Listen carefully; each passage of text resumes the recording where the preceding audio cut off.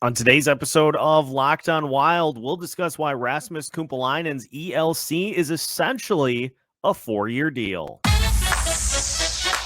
You're Locked On Wild,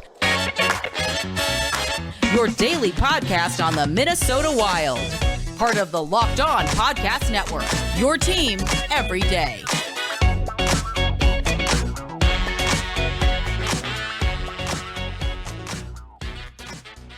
What is happening, everybody? Welcome into another episode of Locked On Wild, your daily Minnesota Wild podcast, part of the Locked On Podcast Network, your team every day. Thank you, as always, for making Locked On Wild your first listen each and every day. Make sure you hit that subscribe button on YouTube and join our Discord server, freshly started. Link is in the description. Today's episode of Locked On Wild is brought to you by Sleeper. You can download the Sleeper app and use promo code LOCKEDONNHL to get up to a $100 match on your first deposit. Terms and conditions apply. See Sleeper's terms of use for details. On today's episode of Locked On Wild, we'll discuss Marc-Andre Fleury getting some love as third star of the week and just how much he has left in the tank this season. We'll talk about Rasmus Kumpulainen's ELC and the provision that will essentially make this a 4-year deal. And it affects other Wild prospects, not just Kumpulainen. We'll also talk about the potential of Adam Beckman to get into the lineup tonight against the Anaheim Ducks and why you just can't continue to put rookies in spots where they're not going to be able to succeed. My name is Seth Topol, your daily Minnesota Wild insider, and right off the drop, I mentioned that you can join us on Discord, which is a new platform that we are going to be dipping our toes into. Should allow for a fun place for everybody to hang out, chat during games, chat during the week. And so hit that link in the description if you'd like to join our Discord server. As just another spot where we can hang out and follow the Minnesota Wild. Let's start by talking about the hardware for today, or for this week, I should say. Marc-Andre Fleury getting named as the third star of the week for the NHL, and for Fleury, had himself a terrific last week. He's been on just an unbelievable run here overall, but when you have a week in which you go 2-0-1 and you record a shutout, and the only game that you lose is one in which you gave up just 2 goals to the St. Louis Blues, and that's because that was a shootout loss.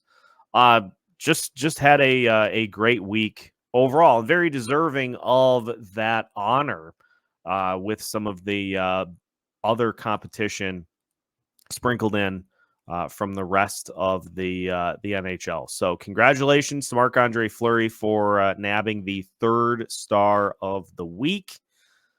And if you look at what Fleury has done over basically since we flipped the calendar, let's just peel this back a little bit at a time for the run that Fleury is on. So if you go from the All-Star break to now, Fleury is tied for 7th in the NHL, in the entirety of the NHL, with a .924 save percentage. He's tied with Ukko-Pekka Luukkonen at .924, trailing only Jordan Binnington, Sergei Bobrovsky, Peter Kochetkov, Cam Talbot, and Igor Shesterkin. And they're obviously goalies that have had a higher save percentage and fewer amount of starts. So we put that with a minimum of 10 games started in that stretch. So in that span as well, he is 8-2-1. And from a wins perspective, Fleury is tied with Andrei Vasilevsky, Connor Hellebuck, Jake Ottinger, and Alexander Georgiev with 8 wins. So tied for 7th. It's always confusing how they do this with the multiple people having the same number of wins. And so Fleury, up at the top of the leaderboard in wins as well. And If you look at a goals against average in that span, he's 6th in the entire NHL since the All-Star break. If we peel that back even a little further to the start of 2024, Fleury is currently 12th in the NHL with a .917 save percentage. He's 10-5-2 in that span. And actually, he started 17 games. So let's up this just to kind of see where he's at. Let's up it to minimum 15 starts in that span. So he's 8th in the NHL since January 1st with a .917 save percentage. He is 10-5-2 in that span. And that number of wins puts him a little further down, tied for 19th. But again, he has still been splitting time with Filip Gustavsson up until recently, in which Fleury has started now.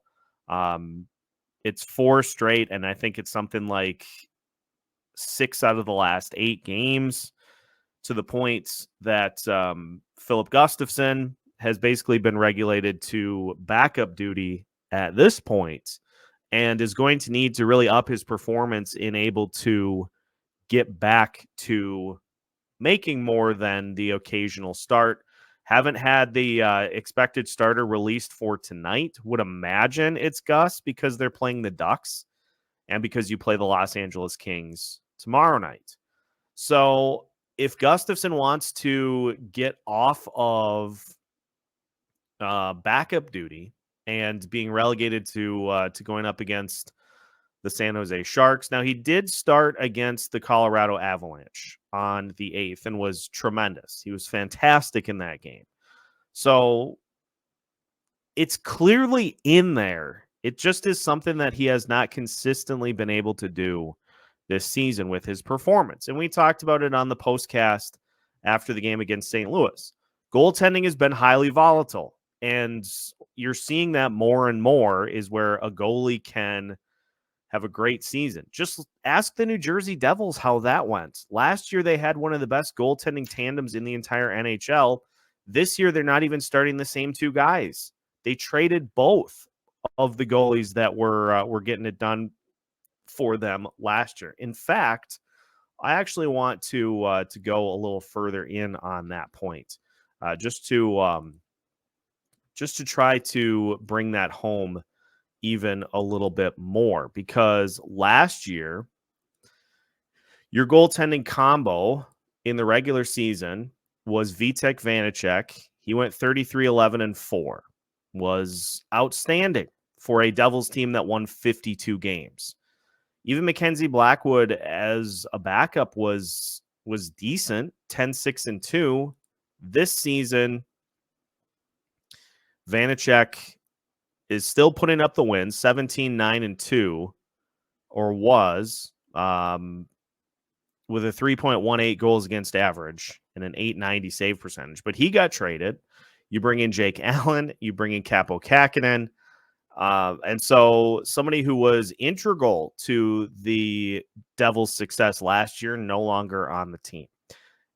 That's just the nature of goaltending. And so the Filip Gustavsson decision is going to be a big one in the offseason, but it's going to be a lot on Gustavsson to try to get himself back on track to ensure that he does not get traded during the offseason, because Lou Nanne was on with Dan Barreiro yesterday, and Barreiro asked him point blank, do you think Marc-Andre Fleury comes back for another season? And earlier in the year, it seemed pretty definitive that Fleury was going to be done.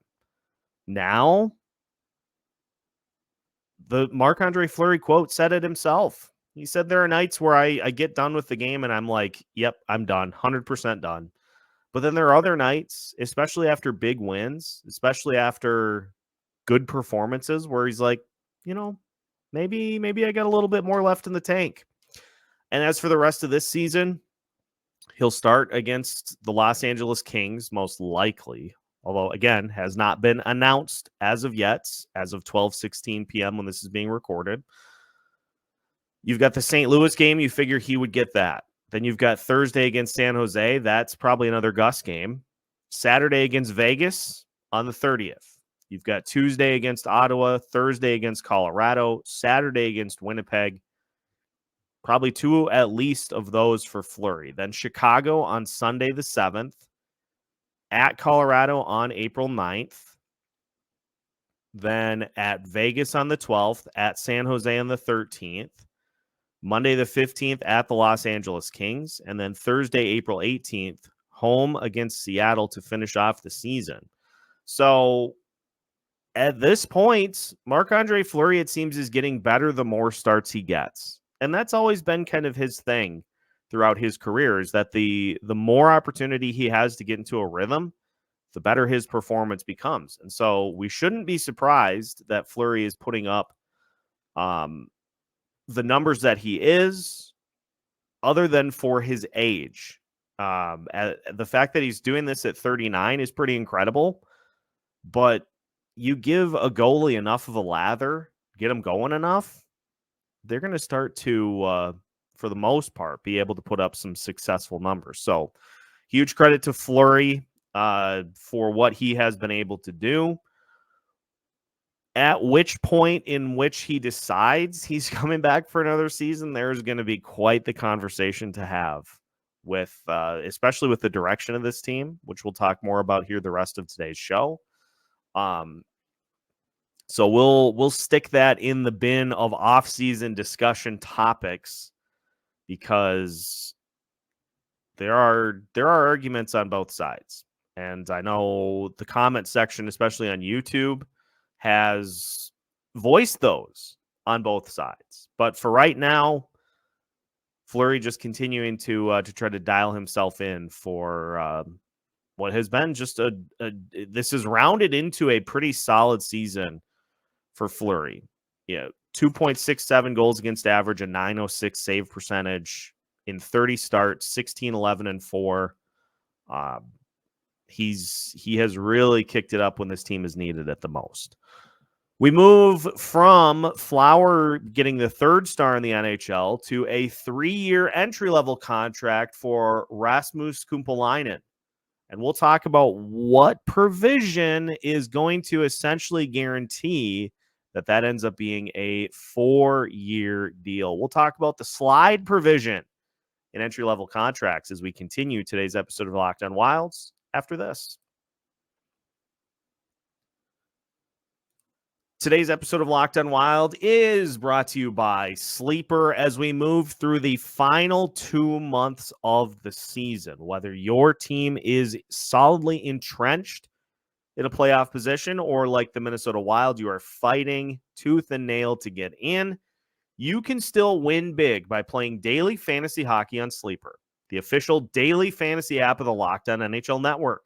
Sleeper is our #1 choice for daily fantasy sports, and especially daily fantasy hockey, because with Sleeper, you can win 100 times your cash in daily fantasy hockey contests.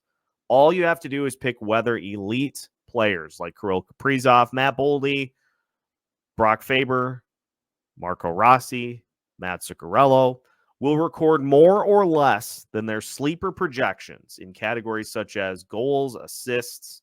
If you're picking a goalie, saves as well. To win 100 times your bet on Sleeper, you need to correctly predict the outcome of 8 player stats. You can win 100 times your money playing daily fantasy hockey with Sleeper. So start paying attention and nail your picks so you can start winning big. Use promo code LOCKEDONNHL and you'll get up to a $100 match on your first deposit. Terms and conditions apply. That's code LOCKEDONNHL. See Sleeper's terms of use for details and locational availability.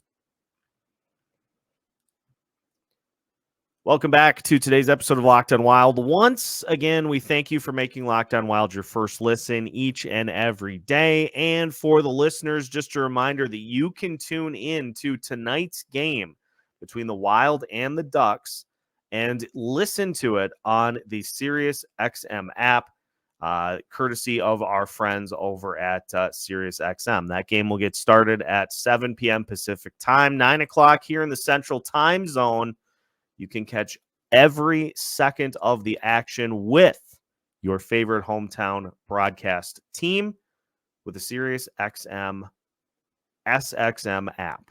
So make sure to keep that in mind for tonight's game. Let's talk about Rasmus Kumpulainen, because this was a little bit of a surprise that he has already signed his entry-level contract. Kumpulainen played with the Oshawa Generals last season, 56 games. He had 28 goals, 27 assists, 55 total points, and was a plus 13 in those 56 games.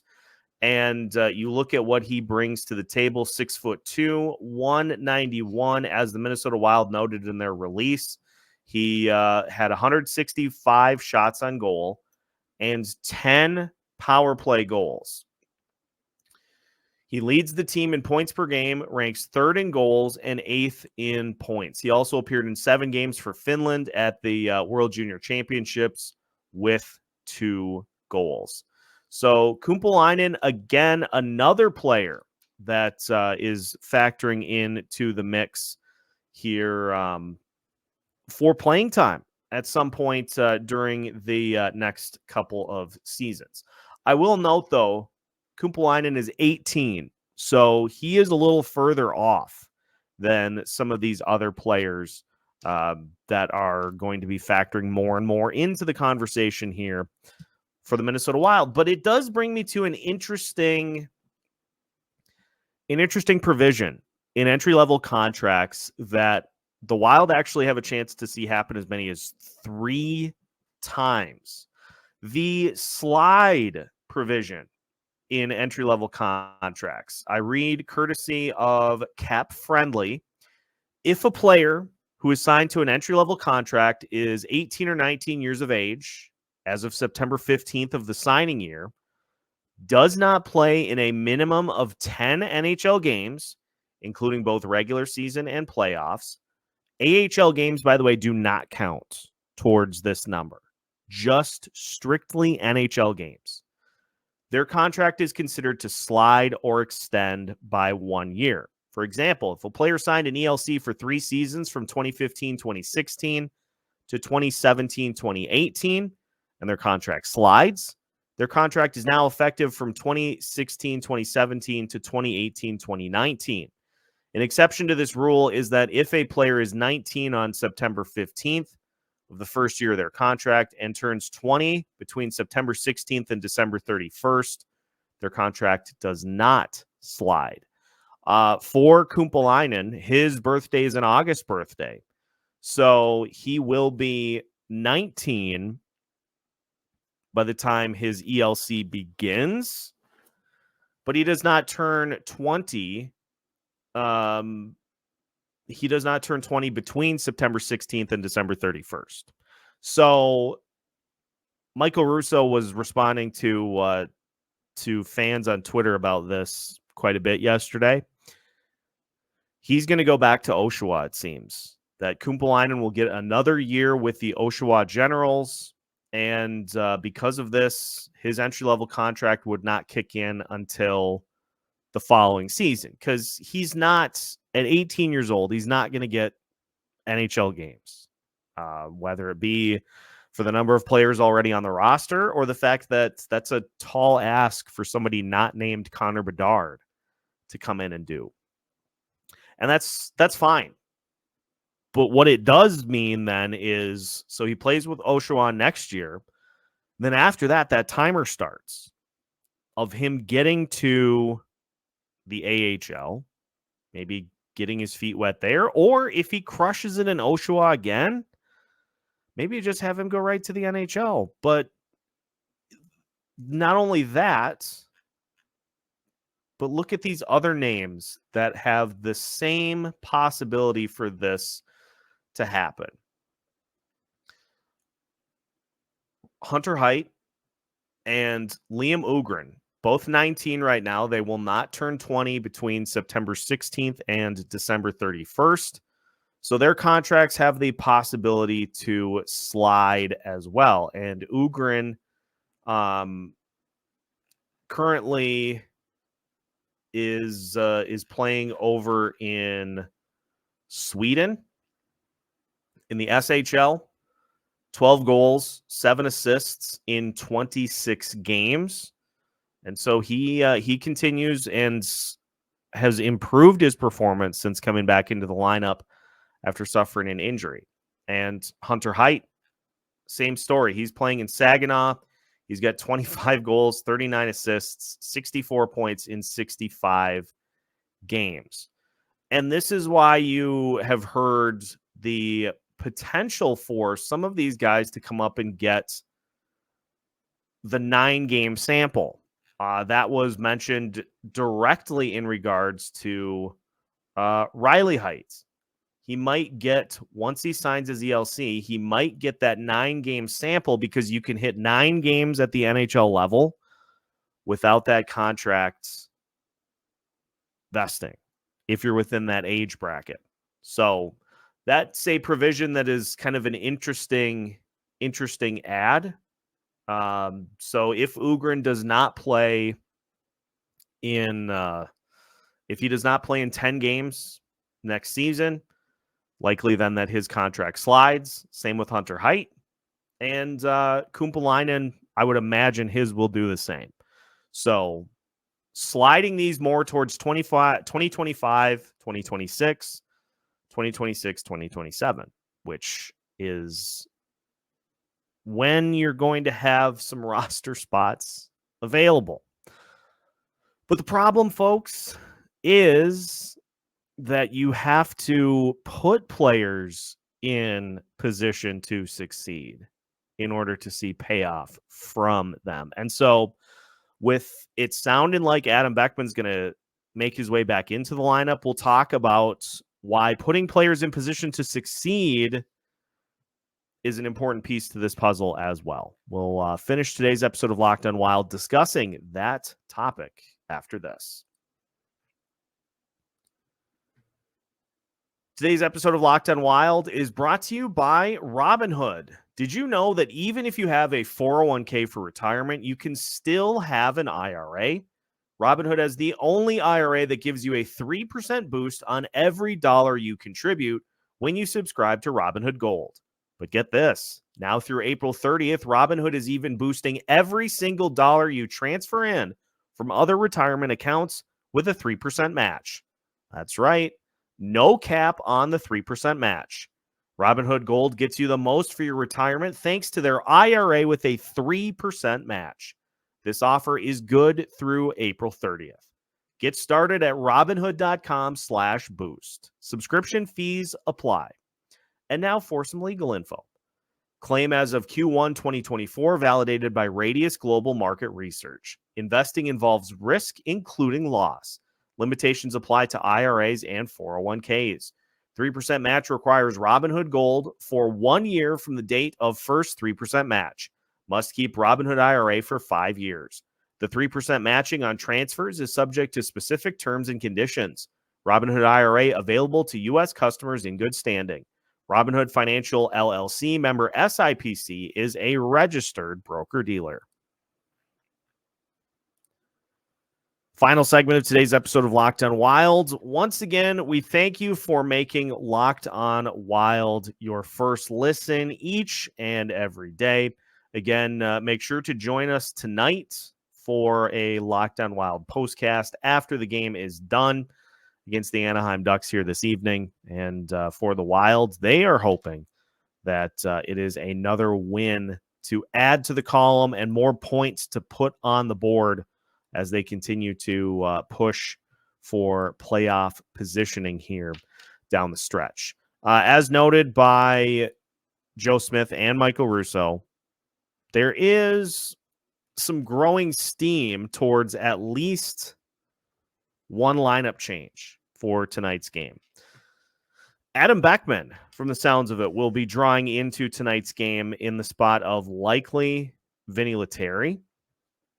And the Wild, especially John Hines in particular, liked Adam Beckman's play. And so it was nothing that Adam Beckman did specifically to get taken out of the lineup, but just in the mind of the coaching staff was just the odd man out for time in the lineup. look, we know what we've seen.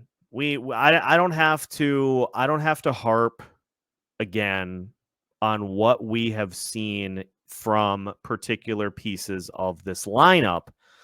And the fact that Adam Beckman is getting back in the lineup is good. But there is a secondary piece to this puzzle that is being, I think, dismissed and ignored, and is to the point of which we shouldn't be surprised that players aren't looking good because they're not getting put in proper positions to succeed. And I saw some comments on Russo's article talking about Adam Beckman. And the comments said something to the effect of, Beckman hasn't looked great. He hasn't looked like an NHL guy. We need to stop trying to will him into a spot. Like, you have to prove that you're capable of handling additional responsibilities in the lineup. They're not just going to be given to you. I think we know that's not how this is going, because we see current players continue to get opportunities in spots in which they haven't shown capable of providing at a large level. And asking a player like Adam Beckman to hop in on a fourth line role and be essentially a change of pace line while this team is in the full fledges of a playoff push and basically not playing that fourth line at all, you're not putting a prospect in a position to succeed. And it's very possible that Adam Beckman is just not that guy. It's very possible that we're seeing what he is capable of providing at the NHL level, but it's also possible that he can give you way more than you're asking him to do.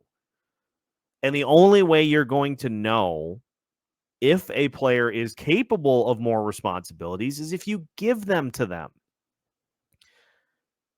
The fourth line, and by large account, the third line, over a 30-game span, we've talked about this almost ad nauseum, is not giving you hardly any production. You've got multiple guys in the lineup that are under 5 points in the last 30 games. And so as you continue to rely more and more on your top line, having guys come in and play 7-8 minutes, record one shot on goal, or in the case of others higher up in the lineup, play in the area of 20 minutes a night and give you no shots on goal. It's to the point where you can't even legitimately make a case for, we're putting the best lineup out there that gives us the best chance to win. Because you've got probably 4 spots in the lineup that are not giving you a ton other than just being out there and skating. And so you can say that players have to earn the opportunities, but you also have to give them the opportunity to show you something. Adam Beckman is a shooter. He shoots the puck. Putting him on the fourth line with guys who maybe do not have offensive acumen to their game, what are you asking him to do? You're asking him to be part of a line whose primary responsibility is not to score. And we have been clamoring all season to give Marco Rossi and Matt Zuccarello somebody that can shoot the puck on the other side. And yet we continue to see the same thing rolled out there on a nightly basis. And so you wonder why players like, I'm going to throw Sammy Walker out there as an example. You wonder why players like that don't stick at this level with this team, because you're not putting them in positions to succeed. You're putting them in positions to fill spots in the lineup. Those are two very different things. And the numbers for Beckman, the numbers for Walker, Jake Lucchini was leading the Iowa Wild in goals at one point this season. Nick Patan was leading the Iowa Wild in goals at one point this season. But they come up here and they're asked to play a role that you have shown that you really don't value because, well, this is a game that we really need. So we're just going to overload minutes for our first and second lines. Okay, well, you're just giving additional cardio to one key spot. And guess how much, think about how much differently we would feel about this team. I know there are many flaws on the roster, and there are things that happen from a discipline standpoint that are annoying, from a consistency standpoint that are quite honestly hard to figure out. But you have to put players in positions to be able to give you something and to succeed. And by having Adam Beckman just shoehorned into a fourth line role, you're not putting him in position to see what he's got. And we have seen the same thing with Marat Huznadinov. Playing a third line defensive role with guys that are not shooters, you're not putting him in position to succeed. And I know it's something that coaches get concerned about because, well, what happens if a rookie player makes a mistake? We have to erase that line of thinking from our thought process. We have to stop being afraid of rookie players making mistakes because guess what rookie players do in many situations? If they make a mistake on the ice, they make up for it. They learn from their mistakes. We just continue to see the same players do the same things, and it just has continued on and on and on into perpetuity this season. And so I'm not going to be surprised if we see Adam Beckman get another fourth line role, but you can't write him off as a player and say, well, he hasn't given anything. He hasn't done anything that warrants playing higher in the lineup because you haven't tried him there. You have not tried a player in a spot to where they maybe can give you more than you're looking for. And then you're pleasantly surprised. You should want to be pleasantly surprised by what players bring to the lineup as opposed to just being okay with what you're getting in spots. So we'll see where Beckman gets put in and what he's able to assist with for this roster. But a lot of talk on the youngsters here. We'll do more of a dive into the likes of Kumpulainen and some of these other players. First off, another one. We'll do more of a dive into those guys from a what do they bring to the table standpoint. But that slide provision, I think, is an important one to keep in mind for Wild fans here, so that when we don't see particular players before a certain point, we don't worry that, well, you're just wasting years of their contract. So we have, of course, plenty more content coming up for you here as we move through the rest of the week. Make sure to join us for tonight's Locked On Wild postcast after the game against the Anaheim Ducks is finished. And make sure to subscribe so you don't miss out on any future content here throughout the week. Make sure to like today's video as well. Thanks for joining us, and thank you for making Locked On Wild a pivotal part of your everyday, and for making Locked On Wild your first listen each and every day. We are your team every day, and we've got you covered with new episodes every Monday through Friday as part of the Locked On Podcast Network.